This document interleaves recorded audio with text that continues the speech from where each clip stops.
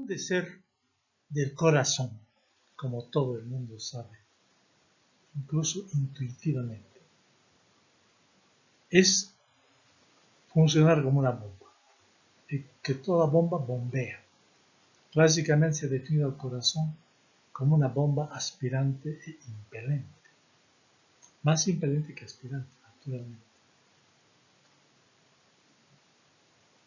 Pero claro, tiene otras funciones, incluso tiene algunas secreciones de carácter endocrino, sobre las que no vamos a hablar hoy día, sino simplemente al corazón como bomba, que es un tema que lo conocen porque han hecho una práctica sobre este tema.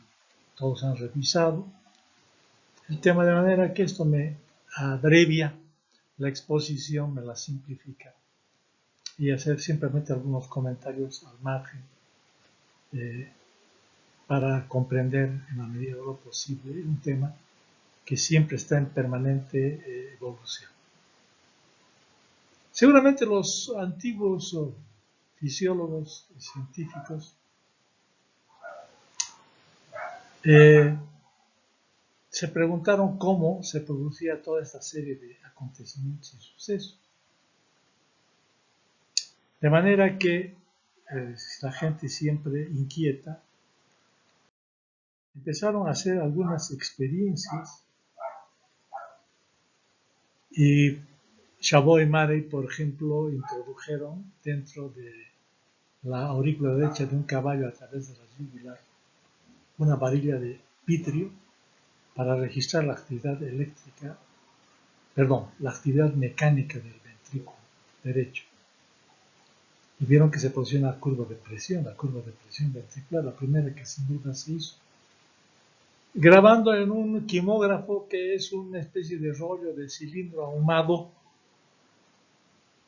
y donde se hace el registro. Actualmente ya existen, todo el mundo sabe, pantallas con rayos catódicos cuya precisión es notable. Pero esa fue la primera experiencia, ¿es verdad? Y esta primera experiencia fue seguida por otras posteriormente. Cournand, que era un investigador francés, pensó que podía registrar la presión de su ventrículo derecho también, haciendo un cateterismo. Él mismo se cateterizó con un catéter que, como todos saben, es una especie de tubo de material plástico, hueco por dentro, y por ahí se introduce para registrar las presiones. Él mismo se introdujo con la ayuda de su enfermera, digamos, en un piso 6 o 7, y luego bajó con el catéter puesto hasta el piso inferior, y allá, en base a rayos X, detectó, porque era un catéter opaco a los rayos X, detectó que estuviese en su lugar. Y este fue el primer cateterismo cardíaco hecho en un ser humano en la historia de la medicina. Y ahí empezó toda una serie de experiencias para cateterizar al corazón, introduciendo por el lado derecho, es verdad, por las venas cavas, por cualquier vena tributaria de las venas cavas, ya sean miembros superiores o miembros inferiores, y llegaba a la aurícula y al ventrículo derecho. Entonces, esto constituyó naturalmente ya una especie de rutina. Luego se empezó a cateterizar el ventrículo izquierdo en forma retrógrada, entrando por una arteria, digamos, veral o braquial, como también se llama, y luego o por el miembro inferior, por la femoral, y retrógradamente se llegaba por la aorta descendente, se llegaba al callado de la aorta, del callado de la aorta se descendía por la aorta ascendente, y de la aorta ascendente se llegaba hasta el ventrículo izquierdo. Entonces empezaron a registrar incluso el ventrículo izquierdo. Hay muchas técnicas para abordar el corazón por funciones que se hacen incluso a nivel torácico, que solamente han quedado como un registro histórico. ¿Verdad? Lo que sí se hace, incluso actualmente, es entrando por el lado derecho, se llega, por ejemplo, entrando por la vena cava inferior a la aurícula derecha, y de la aurícula derecha hace una función a través del septum interauricular y se llega a la aurícula izquierda y de la aurícula izquierda hasta el ventrículo izquierdo, a través de la válvula mitral. Se aprovecha esta vía para, en casos de estrechamiento de la válvula mitral, inflar el extremo que tiene una especie de globito para abrir una estenosis mitral, lo cual se llama una valvuloplastía mitral. Bueno, hay una serie de hechos ingeniosísimos. El cateterismo cardíaco ha evolucionado extraordinariamente, ha dado una infinidad de información al corazón, del funcionamiento del corazón, y como estamos viendo, no solamente del funcionamiento del corazón, sino tratamientos, porque el hecho de ampliar una válvula mitral a través de un cateterismo cardíaco sin necesidad de abrir el tórax nos está indicando claramente que el cateterismo cardíaco es un procedimiento realmente ingenioso y de extraordinaria utilidad. Alguna vez sucedió en la Cleveland Clinic de los Estados Unidos que accidentalmente se entró el catéter a uno de los óstiums coronarios, se entró a la coronaria y ya estaba funcionando el equipo e inyectó material de contraste y se quedaron desesperados pensando de que iba a ocurrir una catástrofe. No le pasó nada al paciente y luego vieron el registro de una cinecoronariografía. Bueno, vieron una cinecoronariografía. Luego filmaron eso y la filmación diseñó a las arterias coronarias que ustedes conocen por anatomía, un hecho absolutamente revolucionario porque permitió registrar estrechamientos coronarios en pacientes que tienen cardiopatía isquémica, que ustedes saben, la cardiopatía isquémica resulta de la aterosclerosis, donde existen placas ateromatosas en las arterias coronarias, donde se produce obstrucción del flujo, provocando una enfermedad muy frecuente en el primer mundo y cada vez más frecuente en nuestro medio, que es la cardiopatía isquémica, dolor intenso en la zona que está siendo mal irrigada, etcétera, y que en grados extremos puede llegar incluso a infartarse, es decir, a necrosarse. Entonces, el cateterismo cardíaco ha hecho una serie de innovaciones extraordinarias y también se pueden abrir estos estrechamientos coronarios con la misma técnica de inflar un globito en la punta, se abre la coronaria y se restituye el flujo. A veces se vuelve a cerrar y se deja una especie de resorte espiral parecido a estos resortes de los bolígrafos. Ahí se deja y a veces impregnados de anticoagulantes y queda permanentemente abierto. Esto se llama stent y es uno de los procedimientos más frecuentes que se hace en este momento para la corrección de las estrecheces coronarias. De manera que el cateterismo cardíaco ha revolucionado la historia de la cardiología y como que hay cardiólogos que solo se dedican a este tipo de estudios y a este tipo de tratamientos. Esto traigo a colación para ver cómo es que se identificó, así como hablamos de Einthoven y todos los benefactores de la humanidad que contribuyeron a su perfeccionamiento y al conocimiento de la actividad eléctrica del corazón, donde también se hacen tratamientos, como hablamos de la ablación por radiofrecuencia para quemar las vías auriculoventriculares anómalas, como es el fascículo de Kent.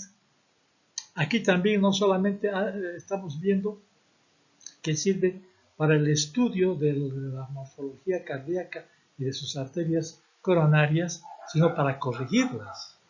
De manera que es un acontecimiento realmente digno de mención y creo que este es el escenario y el momento para adelantar conceptos que ustedes perfeccionarán en los años venideros. Este es el momento de introducir el tema. Y por cierto, empezaron a hacer una serie de registros también de los ruidos cardíacos, como veremos en su momento, que a alguien se le ocurrió poner un micrófono en el tórax y en el precordio y a registrar los ruidos cardíacos. O sea que los ruidos cardíacos se los podía ver gráficamente. Pues eso ya consideraremos más adelante en detalle. En consecuencia, las presiones aórticas, las presiones ventriculares, luego la cuestión del volumen ventricular, sobre el que volveremos más luego, introdujeron ambos ventrículos dentro de un pletismógrafo de un animal, es decir, un corazón de un animal, y veían cómo iba ampliándose en el momento del llenado ventricular y retrayéndose en el momento de la sístole auricular, y eso se registró, y esa es la curva de presión de volumen ventricular. Eso no se hace en el ser humano, naturalmente. El conocimiento que tenemos de la curva de volumen es un conocimiento extrapolado de los animales al ser humano, y eso nos permite comprender el trabajo del corazón en sus diferentes fases. Eso hizo Vickers, el alemán, entiendo. Sobrepuso el electrocardiograma, lo sobrepuso a los demás eventos. En algunos textos está alterada la posición del electrocardiograma. Yo creo que lo más correcto sería poner arriba el electrocardiograma, porque es el primer evento que se produce en el proceso llamado, el que todos conocen, de la activación eléctrica del corazón. Y el ciclo cardíaco, que es lo que nos permite conocer la actividad del corazón como bomba, ya se empieza a expresar en la actividad eléctrica del corazón. El complejo QRS, T, ¿es verdad? Es decir, el QT que está viendo acá, representa la sístole eléctrica. Alguna vez me han dicho los compañeros universitarios que el QRS es la sístole y la T siendo repoblaciones, la diástole. No. Y luego vamos a convencernos de eso. El QT representa la sístole eléctrica y coincide, anticipándose naturalmente, porque el acontecimiento eléctrico precede al acontecimiento mecánico, que es la contracción misma, y este precede al acontecimiento hemodinámico, que es la expulsión de la sangre y al movimiento de la sangre. Eso es la hemodinámica. Entonces, se sucede en orden cronológico, claro, en fracciones de segundo, pero esa es la secuencia. En consecuencia, el QT representa la sístole eléctrica y el TQ del ciclo subsiguiente representa la diástole eléctrica. ¿Es verdad? Ahora bien, yo quiero decir siempre una cosa, porque a veces en las pruebas que realizamos con los compañeros universitarios me confunden el electrocardiograma, que es una actividad eléctrica, con la actividad mecánica que están viendo ustedes acá. No es lo mismo. Aquí se sabe que se contrae. No, aquí no se contrae nada. Aquí en el electrocardiograma no se expresa ningún evento mecánico. Aquí no se contrae nada. Aquí simplemente hay una actividad eléctrica. Aquí hay un proceso de activación y hay un proceso de repolarización del corazón. Punto. Naturalmente que la actividad eléctrica es muy importante, porque la actividad eléctrica va a promover a través de los túbulos T del sistema T del músculo cardíaco, la liberación de calcio, la entrada de calcio dentro de la célula, ¿no? Llegando hasta los receptores de rianodina del retículo endoplásmico liso, para liberar más calcio que se encuentra dentro de él. Y esto es lo que se llama la chispa de calcio, porque efectivamente enciende el proceso de mecánico del corazón, porque el calcio, llegando hasta la troponina C, va a hacer que ésta exhiba los sitios activos de la actina para que funcionen los brazos de la miosina y se produzca el deslizamiento de los filamentos delgados sobre los gruesos.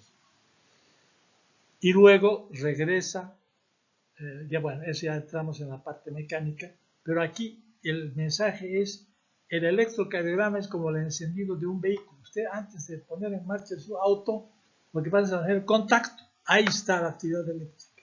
Todavía no está andando, todavía no está girando las ruedas, todavía no está funcionando el motor. Cuando empieza a funcionar el motor, entonces ya es otro acontecimiento que efectivamente es también mecánico. Creo que el ejemplo está bien puesto. Bueno, entonces, primero la actividad eléctrica del corazón Y aquí tenemos el ciclo cardíaco con su sístole y su diástole, y el QT representa la sístole eléctrica y el TQ la diástole eléctrica. Matemáticamente no coincide en el tiempo con la actividad mecánica, reitero, porque una viene a continuación de la otra. Tiene que haber un acoplamiento entre la actividad eléctrica y la actividad mecánica. Esa es la razón de ser de la actividad eléctrica del corazón. Esa es la razón de ser de la actividad eléctrica del corazón. Por eso el proceso de activación está muy bien puesto, porque ahí empiezan todos los acontecimientos que vienen a continuación.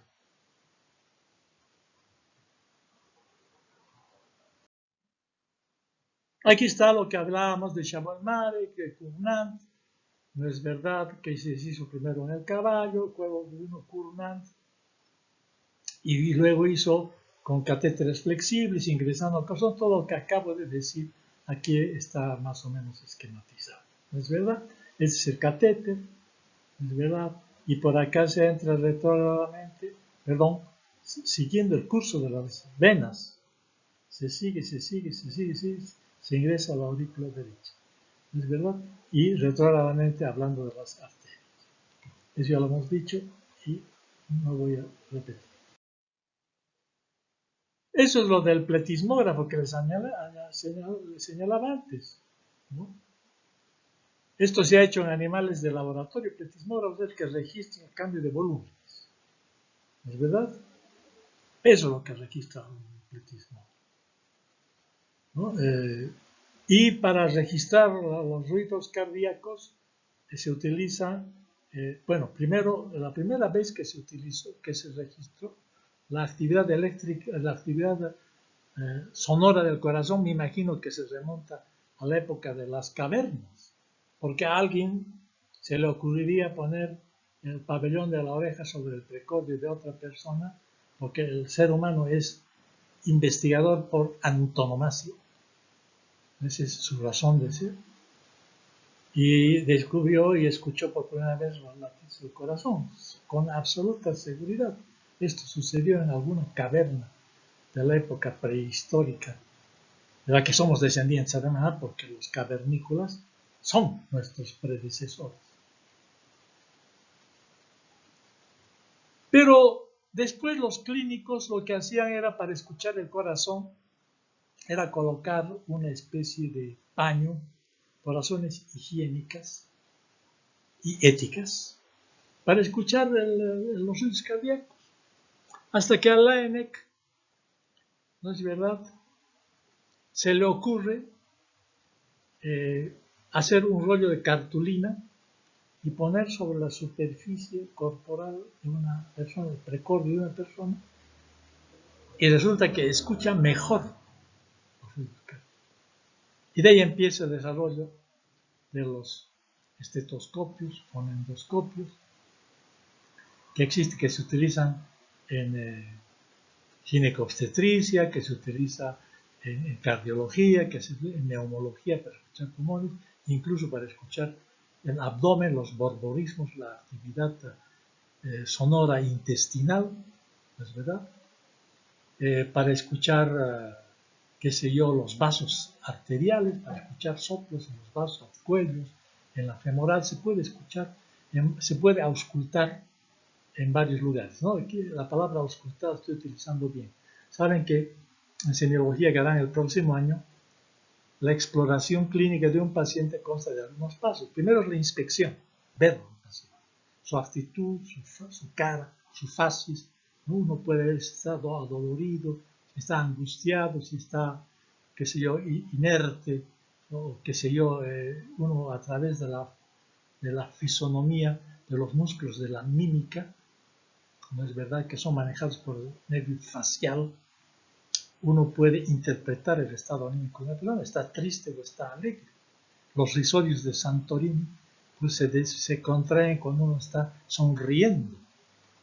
Y después y gran parte de estas expresiones son involuntarias, que están conectadas al sistema límbico. Bueno, en consecuencia, la primera, voy a ver si está pálido, está cianótico, está de color azul, en fin, todas las características que se enseñan en semiología de las facies, o sea, la cara, que le está expresando a primera vista al paciente la información que uno recibe de él directamente. Esos son signos que se llaman. Signo es todo lo que percibe el médico, síntoma es todo lo que le refiere el paciente. ¿No es verdad? Entonces, después de la inspección viene la palpación, que también se utiliza mucho en cardiología. El flujo turbulento se percibe como una especie de vibración con la mano. ¿No es verdad?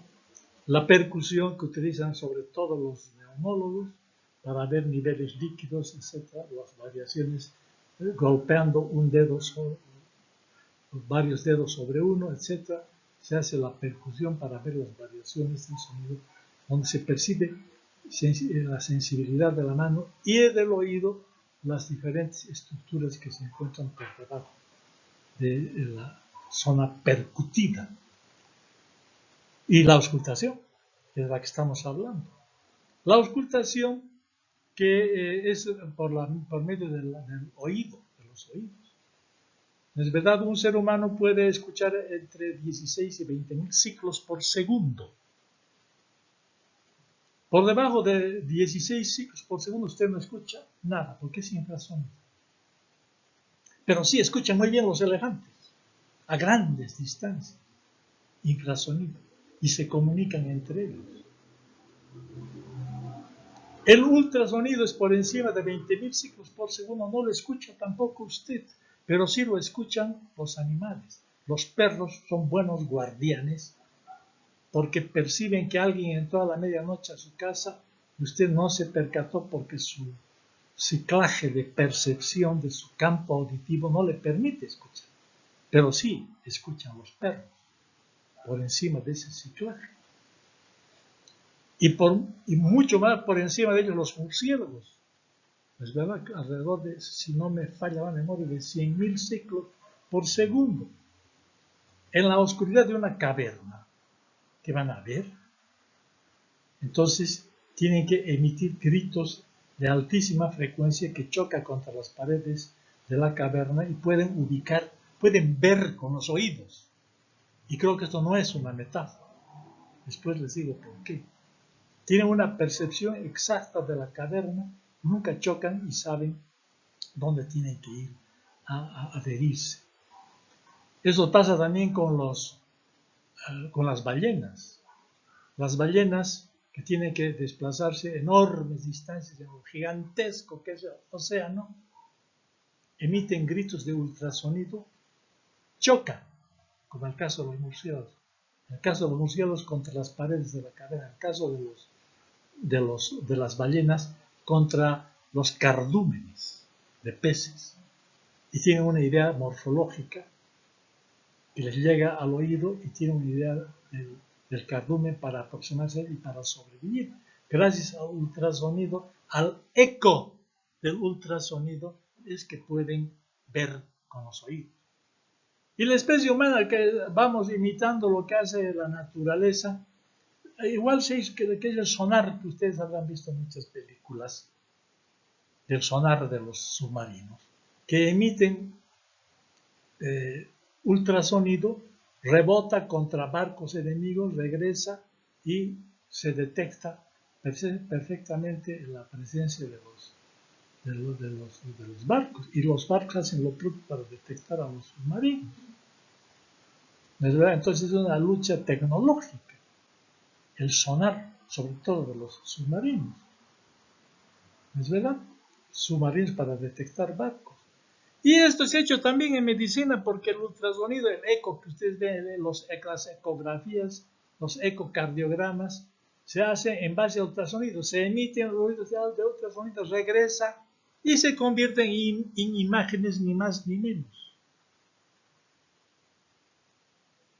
No sé si es en el grupo de ustedes, o este año o ha sido el año pasado, que hemos regalado cantidad de discos de ecocardiogramas para que vean ustedes las imágenes del corazón en movimiento y ver el interior del corazón, las válvulas que se abren y las válvulas que se cierran.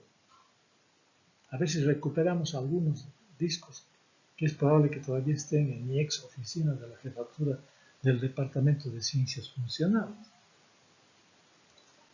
¿No es verdad? Entonces, se puede convertir en imágenes el ultrasonido.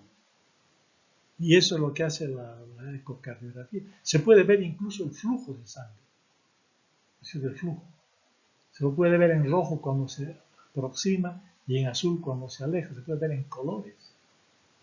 Se puede hacer estudios con Doppler, etcétera, etcétera. De manera que él, desde la época de Laennec, inventor del estetoscopio, ¿no es verdad? Ha habido progresos extraordinarios porque ahora se hacen fonocardiogramas, se registran fonocardiogramas. Bueno, hay algunos análisis al respecto que luego referiremos cuando se presente la oportunidad. Entonces, el registro de los ritmos cardíacos es fundamental porque también hay, ¿no es verdad?, sístole y diástole auscultatoria. Y aquí viene el pequeño, el gran silencio, primer ruido, segundo ruido, tercer ruido cuando existe, cuarto ruido cuando existe, primer ruido del ciclo subsiguiente, y el pequeño silencio entre el primer ruido y el segundo ruido, y el gran silencio entre el segundo ruido y el primer ruido del ciclo subsiguiente. Esto vamos a ver en detalle en una próxima clase. Pero todos estos ingeniosos registros, y ese es el mérito de Biggers, los sobrepuso uno a continuación del otro en forma cronológica. Y así uno correlaciona un acontecimiento con otro, un acontecimiento eléctrico, un acontecimiento mecánico y sonoro y hemodinámico, y uno empieza a darse una idea de cómo funciona el corazón como bomba. Cuando se abren las válvulas, cuando se cierran, dónde sube la presión, dónde baja la presión, dónde la presión sube pero el volumen se mantiene, dónde la presión baja pero el volumen se mantiene, dónde el volumen predomina sobre la presión, etcétera, etcétera, etcétera. Y tenemos el ciclo cardíaco que todos ustedes ya conocen.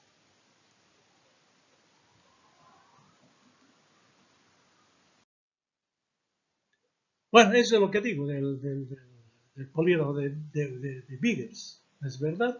Donde a través de todos estos métodos gráficos sobrepuesto una especie de polígrafo, ¿no es cierto? Una especie de secuencia de registros que nos permiten comprender el ciclo cardíaco. Yo una de las preguntas que hice en mis grupos fue el decir, ¿qué utilidad, qué expresa el diagrama de Biggers? Esa es la respuesta, todos me la han contestado como es natural, porque de eso se trata.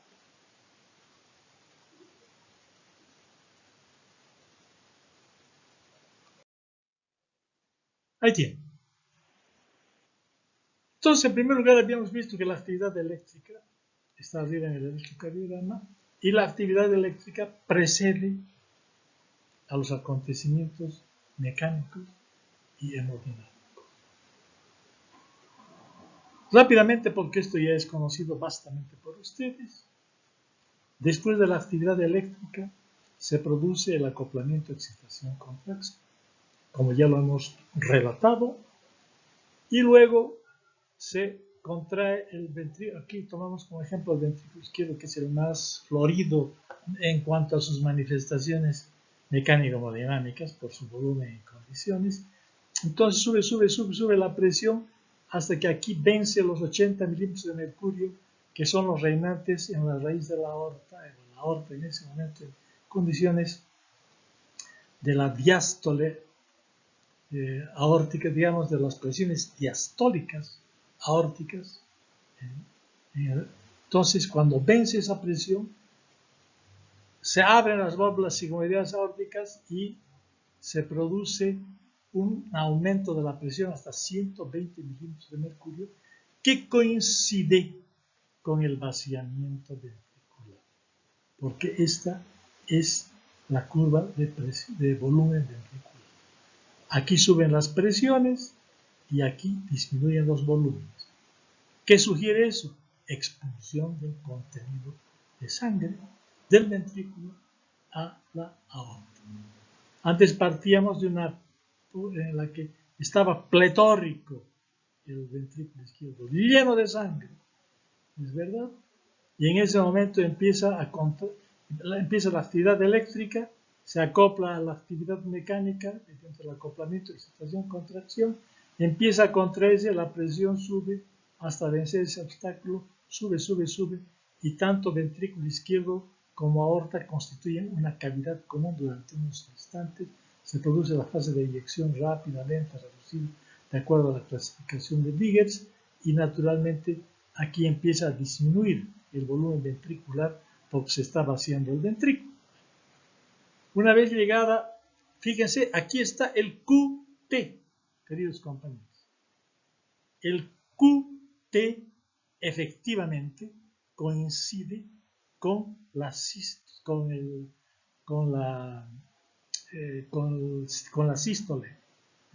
ventricular y con la subida de las presiones y con el vaciamiento ventricular. Entonces, un poquito precede, no hemos dicho, precede una fracción de segundo, de manera, pero globalmente hablando, el QT representa la sístole eléctrica que coincide con pequeñas variaciones de tiempo con la sístole ventricular, la sístole aórtica y el vaciamiento del volumen ventricular. En consecuencia, aquí no cabe la menor duda de que el QT es la sístole eléctrica. Ahora bien, una vez que se ha vaciado, hay un periodo en el que cae la presión. Fíjense ustedes, cae la presión, no es verdad, y no entra ni sale sangre. En consecuencia, hay una fase isovolumétrica diastólica o de relajación. Aquí se relaja el ventrículo. Entonces, la fase de relajación isovolumétrica. ¿No es verdad? Ya empieza la diastólica. Entonces, una vez que ha superado, no es verdad, la presión aórtica, la presión auricular a la presión ventricular, a las presiones diastólicas ventriculares, entonces pasa sangre de la aurícula al ventrículo, de la aurícula izquierda al ventrículo izquierdo.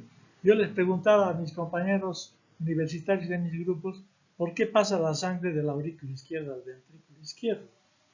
Alguien me dijo por gravedad, pero no, una persona que se pone de cabeza, que se para de manos, igual está pasando la sangre de la aurícula izquierda al ventrículo izquierdo, ahí no juega nada la gravedad, incluso está contra la gravedad. Lo que pasa es que hay un gradiente de presiones, ahí está la clave. Ese gradiente, ¿qué quiere decir? Ese desnivel de presiones es mayor en ese momento la presión en la aurícula izquierda que en la fase diastólica del ventrículo izquierdo, en la diastólica inicial que se llama, porque va aumentando hasta aumentar y se produce la presión diastólica final, donde va aumentando y se cierra, ¿no es cierto?, la válvula auricular. Bueno, aquí estamos en la fase diastólica inicial. Entonces el gradiente, ¿no?, debe ser de unos 5 milímetros aproximadamente. Entonces se produce el llenado ventricular rápido porque se precipita la sangre dentro del ventrículo izquierdo. ¿La sangre de dónde procede? ¿Solo de la aurícula izquierda? No, pues la aurícula izquierda es chiquita. Procede también de las venas pulmonares, derechas, izquierdas, superiores e inferiores. Está procediendo de todo, es un volumen de sangre muy grande que está pasando de la aurícula al ventrículo por este gradiente de presiones que está en favor de la aurícula izquierda. Hasta que llega a más o menos llenarse y se produce, aquí está, fase de llenado ventricular rápido, esta es la fase de diastasis o fase de llenado ventricular lento, y aquí se contrae la aurícula para rematar el proceso de llenado.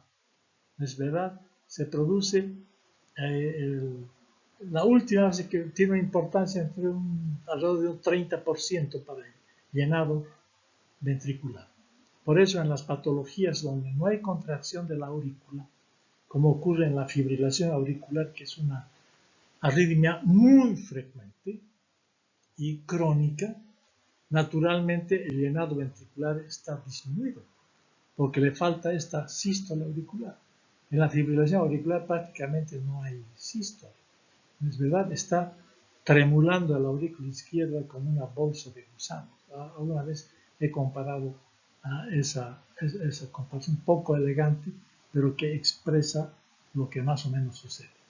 Entonces, en los pacientes que están en fibrilación auricular, es decir, no hay onda P en los pacientes que están fibrilando. Yo me aprovecho de la circunstancia para hacer algunas explicaciones complementarias. No hay onda P que precede a la sístole auricular. No hay onda P que se sucede así. Es unas ondas de fibrilación, unas ondas minúsculas, F minúsculas se llaman, que no provocan una adecuada contracción de la aurícula. Por tanto, funcionalmente está inerte.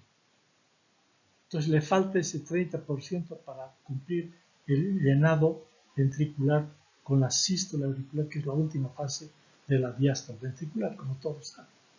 De manera, pero estamos hablando aquí de fisiología, simplemente es un matiz expositivo. Se produce la sístole eléctrica y termina de llenarse el ventrículo. ¿Es verdad? Entonces, estos básicamente son los acontecimientos. Las presiones están aquí claramente expresadas, también las aurículas juegan un rol importante, y los ruidos cardíacos, aquí están solo 2, pueden ser 4, ya veremos eso en su momento. El primer ruido cardíaco coincide con la fase isovolumétrica sistólica, de contracción isovolumétrica o isométrica.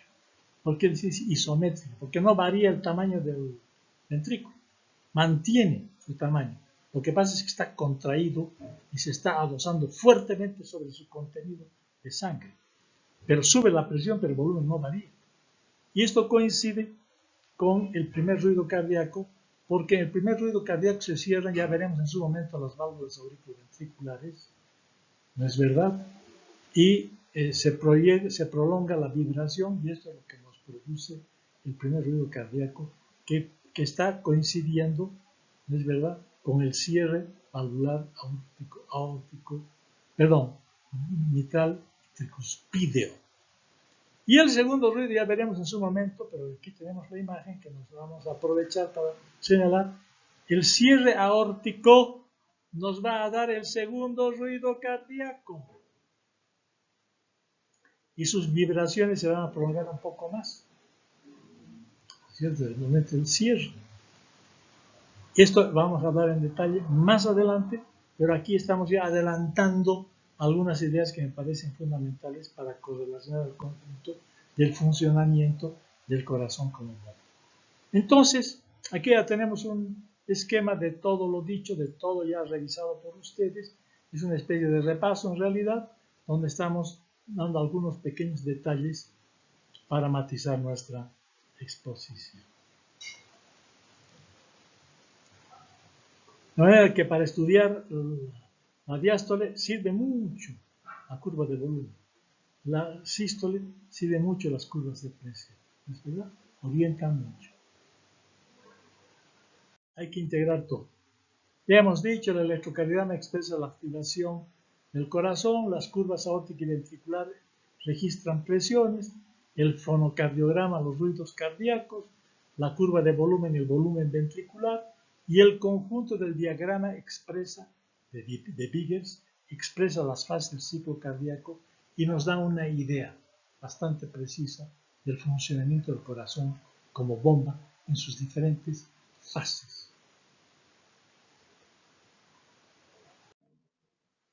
Si quisiéramos sintetizar, este es un esquema muy esquemático, pero acéptenmelo por favor. Si quisiésemos resumir todo lo dicho en pocas palabras, tengo que hacer una curva de presión.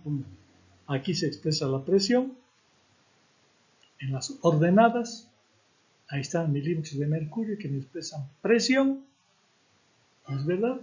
Y aquí en las abscisas es el volumen. Aquí está en mililitros. Aquí cuanto más se llena, más va a ir hacia la derecha.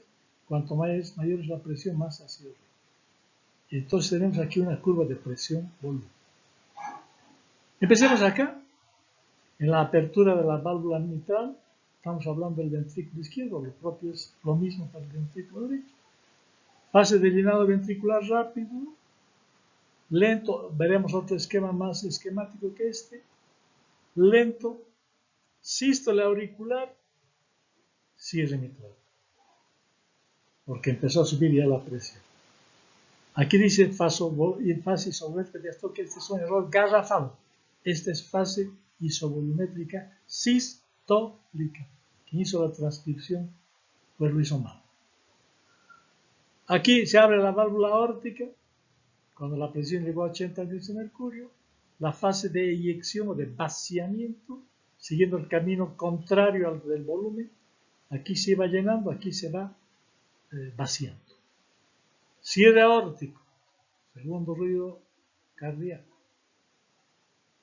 Empieza a caer la presión, empieza a caer la presión, empieza a caer la presión hasta que se abren las válvulas, se abre la válvula mitral. Entonces, alguna vez he hecho una pregunta a mis grupos. ¿Cuál es aquella fase en la que cae la presión y el volumen se mantiene constante? Fase isovolumétrica diastólica o de relajación, como también se llama. ¿Verdad? ¿Cuál es aquella fase en la que sube la presión y se mantiene más o menos estable el volumen?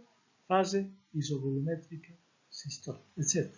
Entonces, aquí al centro está la relación entre presión-volumen y aquí está expresado en esta área el trabajo ventricular. Entonces ahí está resumido todo lo que hemos dicho en poquísimas palabras. Está resumido ahí. ¿No es verdad? Aquí está lo dicho anteriormente. Ahora, el vaciamiento del ventrículo izquierdo y del derecho no es completo nunca. Solo se vacía alrededor de un 60%. Algunas cifras, algunos ecocardiografistas prefieren pensar que por encima del 55%, ¿no?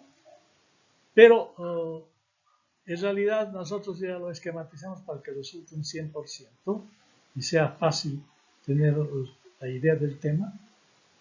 Que queda dentro del ventrículo el 40%.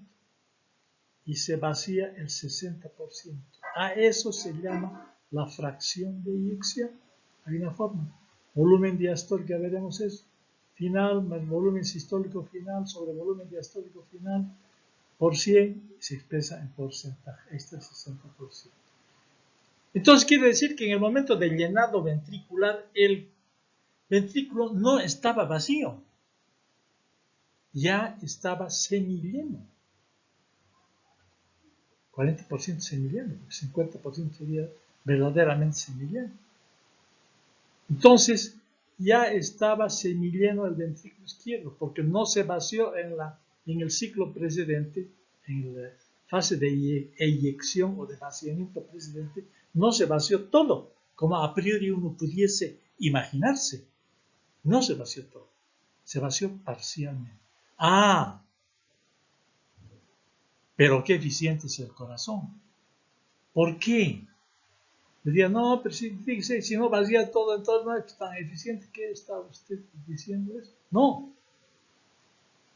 Hay otro concepto que es la fracción de acortamiento. Si ustedes miden los diámetros sistólico y diastólico del corazón, ya hacían la siguiente operación, diámetro diastólico menos diámetro sistólico sobre diámetro distólico por 100, he dicho en palabras sencillas. Si ustedes hacen la diferencia entre el diámetro grande del ventrículo izquierdo en diástole y el diámetro menor del ventrículo izquierdo en sístole, ¿cuánto se habrá contraído en porcentaje? 33%.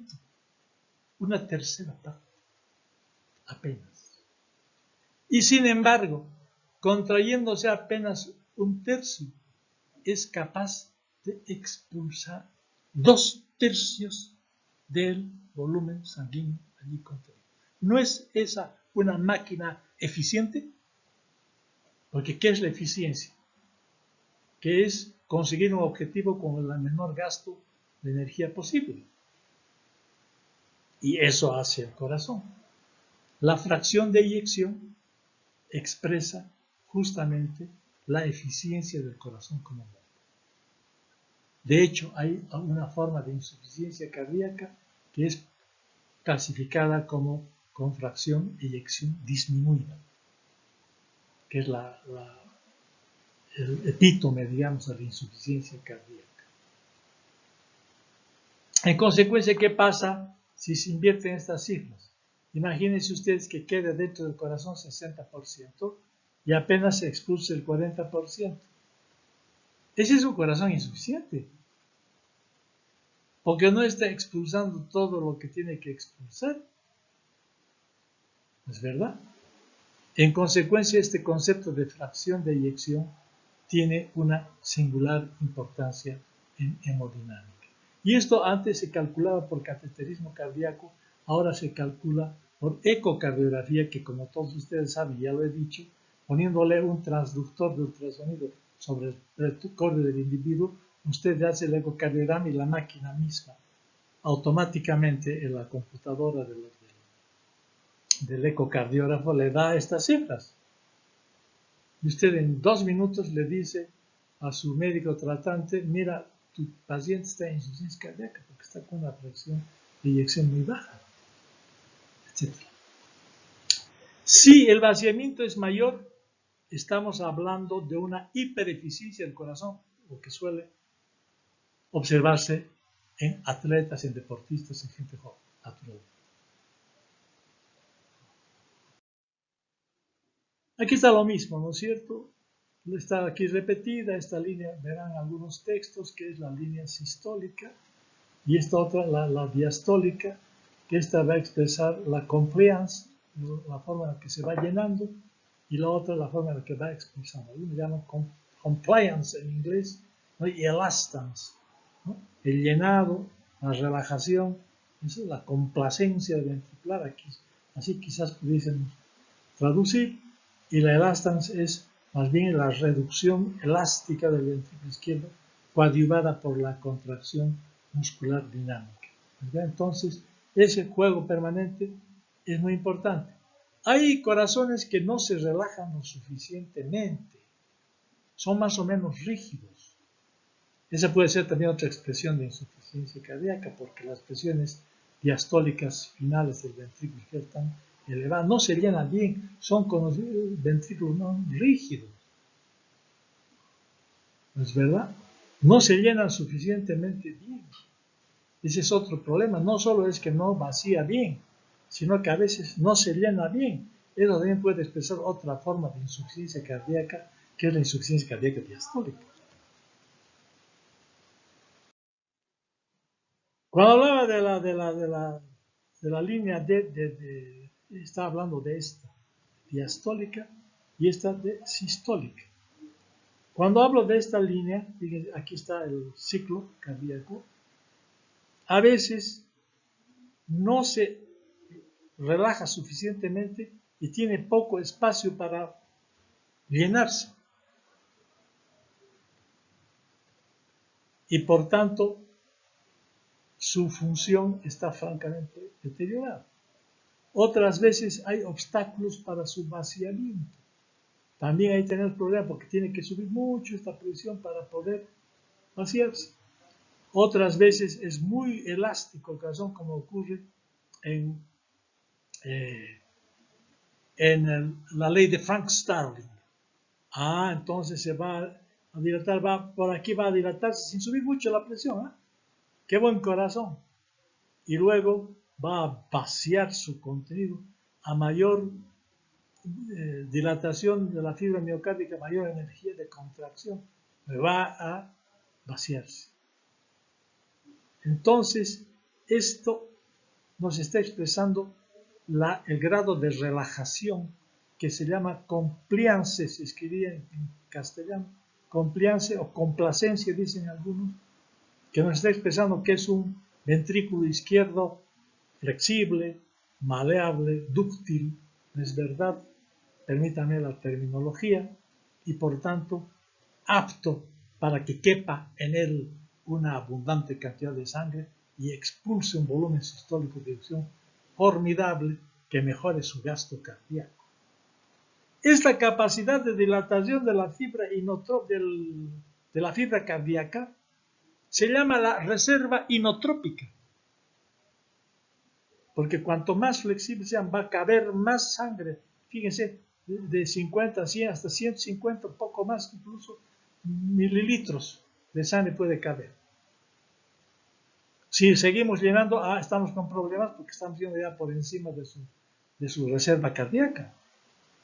Y aquí vamos a empezar a subir la presión, entonces estamos con problemas. Por supuesto que no tiene que ir más allá de lo necesario.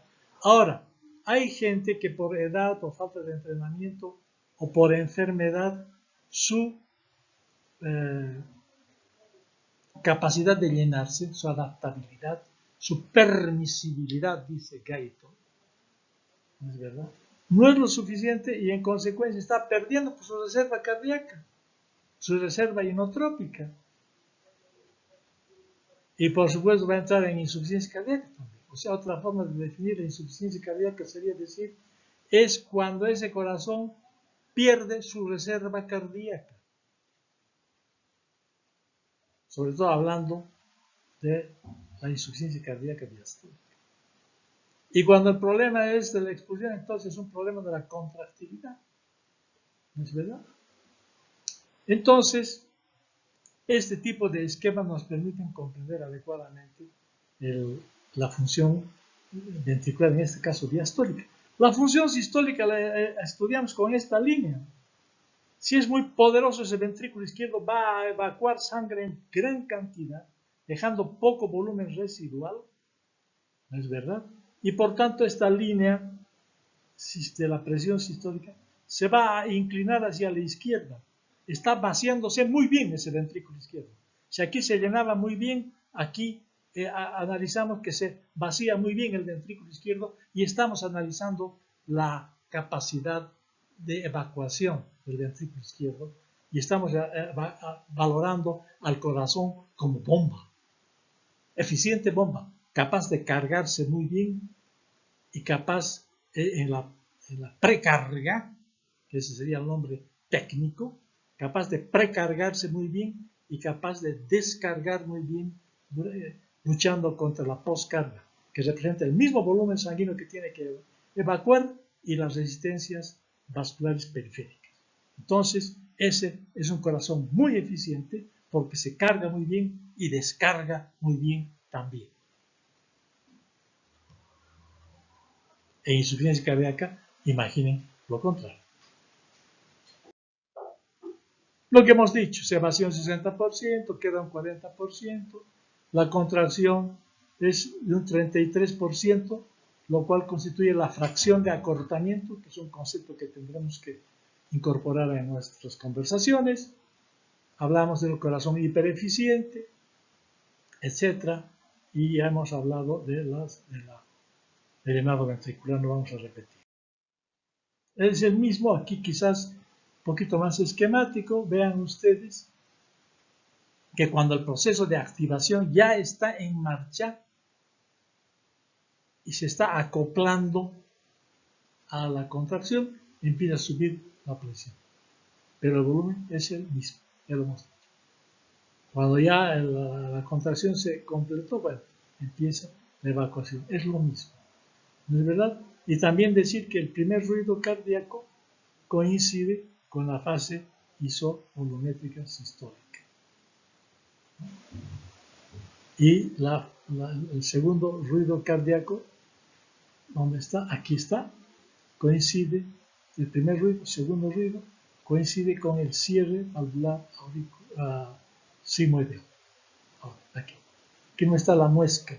Este no es un esquema muy bueno tampoco por lo menos.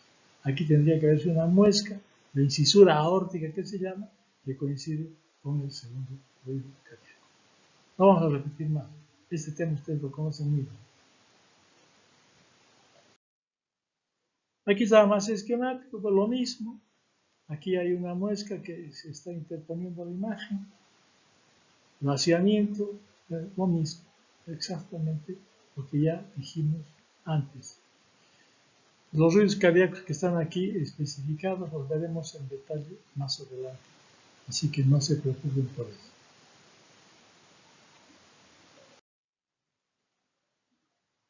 Aquí está lo que decía antes. ¿No es verdad? La compliance, la línea diastólica, la función diastólica. y aquí estaríamos con la función sistólica. Cuanto más dificultad tiene para expulsar su contenido, más se eleva la presión.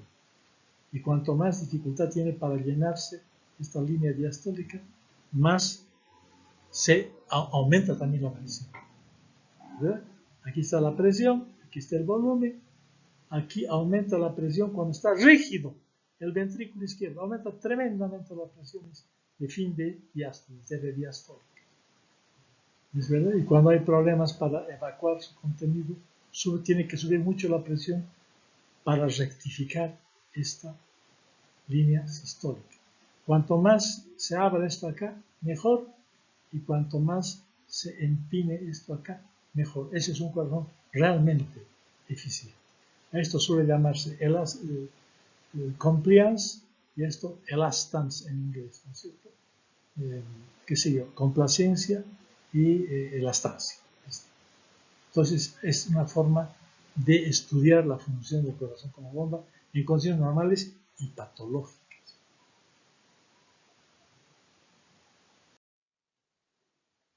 Ya hemos dicho que la mejor fórmula para el cálculo de la fracción de eyección es volumen final de diástole menos volumen de final de sístole, ¿no es verdad? Sobre volumen final de diástole multiplicado por 100 nos va a dar, que sea en este caso, más igual o mayor a 65%. Algunos ecocardiografistas con los que he intercambiado ideas me dicen que estas cifras son un poquito altas y que habría que bajar unos 10%. A partir de 55% consideran ellos que es una fracción de eyección normal. En cifras redondas solemos decir 60%. Aquí está la fracción de acortamiento, ¿verdad? Diámetro diastólico mayor, diámetro diastólico menos diámetro sistólico sobre diámetro diastólico por 100. Lo normal es, ya hemos dicho, 33%. Esto se puede medir por ecocardiografía, sobre todo por ecocardiografía modo M, ¿es verdad? Se puede medir muy bien estos diámetros en sístole y en diástole. Muy sencillo, haciendo un ecocardiograma en el modo M, que es el primer modo que apareció en ecocardiografía. Naturalmente que un sujeto que está en insuficiencia cardíaca, que ha agotado su reserva cardíaca, que tiene una fracción de eyección deteriorada, que tiene una fracción de acortamiento deteriorada, no está llenando las expectativas, digámoslo así, permítame, del organismo en su conjunto, no está llenando los requerimientos metabólicos del organismo en su conjunto, en diferentes circunstancias fisiológicas, como es, por ejemplo, practicar deporte. Es una cuestión fisiológica. Como es subir gradas de un edificio, 3, 4 pisos, qué sé yo, lo que fuese. Como es correr para tomar el micro, o llevando o caminando simplemente. Entonces hay sujetos que empiezan a limitar su actividad física y eso se llama disnea, es esa dificultad para respirar. ¿Por qué tiene dificultad para respirar el insuficiente cardíaco?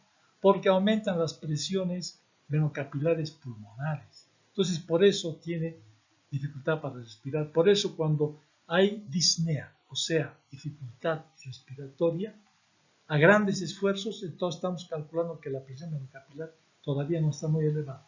Conforme aumenta la presión venocapilar pulmonar, entonces el sujeto va limitando su actividad física, incluso hasta tener dificultades para hablar. ¿Es verdad? Entonces, ese es un corazón insuficiente y naturalmente la insuficiencia cardíaca de una manera muy general es lo que acabamos de decir, que no cumple los requerimientos metabólicos del organismo en los diferentes momentos fisiológicos, incluso en reposo. ¿Es verdad? Pero no solamente existe un compromiso del propio corazón que para compensar sus dificultades empieza a aumentar su número de sarcómeros por informaciones que recibe el ADN del núcleo celular de los cardiomiocitos que dicen la cosa no funciona, tienes que sintetizar más proteínas contráctiles, más miocina, más actina. Y cuando ya no puede más, empieza a apelar a otra serie de genes más primitivos, como son genes fetales, en que empieza a producir isoformas de miosina fetal, que ya no son efectivas. Entonces es un corazón de mala calidad. Y por otra parte, eso es en la dilatación, las fibras se ponen, los sarcómeros se ponen en fila, digamos así, en serie, y en la hipertrofia se ponen en paralelo, empieza a engrosarse el ventrículo. Todo esto, para compensar al principio, sirve, pero a la postre es contraproducente, ya que un corazón hipertrófico no va a ser muy elástico. Y su compliance, su capacidad de recibir volumen sanguíneo, disminuye porque pierde su elasticidad.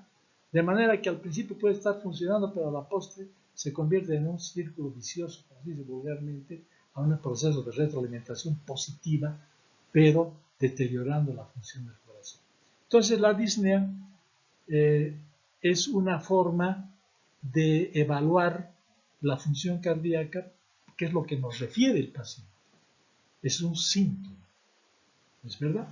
Aunque a veces puede ser un signo si usted ve a un sujeto jadeando, entonces naturalmente está con dificultad respiratoria.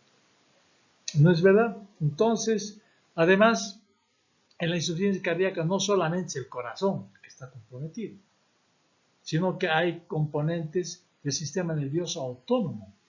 Empieza a predominar el sistema simpático, empieza a aumentar la descarga catecolamínica. Entonces hay una participación del sistema nervioso autónomo y también del sistema endocrinológico, porque empieza a aumentar la producción de aldosterona con gran reabsorción de sodio a nivel del túbulo contornero distal de la nefrona, y además hay una disminución de la hormona un aumento de la hormona antidiurética que, para compensar la osmolaridad que se está incrementando, hace que aumente el volumen sanguíneo circulante para aumentar la precarga. Ese sería el objetivo. Pero cuando la precarga se exagera, ¿no es verdad? Cuando ya no responde el corazón, entonces hay también hipertensión venocapilar sistémica y se produce un filtrado de agua del compartimento intravascular hacia la periferia, y por estos sujetos vulgarmente se dice, se hinchan, edema,